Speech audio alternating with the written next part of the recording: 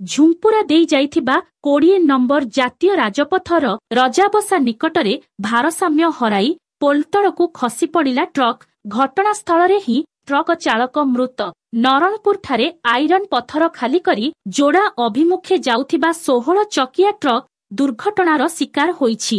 ଗାଡ଼ିର ଚାଳକ ଝାରଖଣ୍ଡ ଅଞ୍ଚଳର ଜୀବନ ଓରାମ ଟ୍ରକରେ ଚାପି ହୋଇ ମୃତ୍ୟୁବରଣ କରିଛି।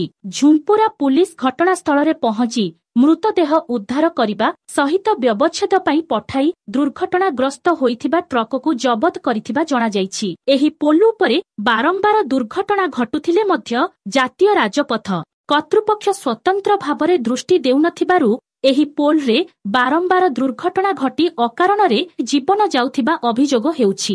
କେନ୍ଦୁଝର ଜିଲ୍ଲା ଝୁମ୍ପୁରା ବ୍ଲକରୁ ଜେଥୁରାମ ମହାକୁଳଙ୍କ ରିପୋର୍ଟ, ବୈତରଣୀ ଖବର।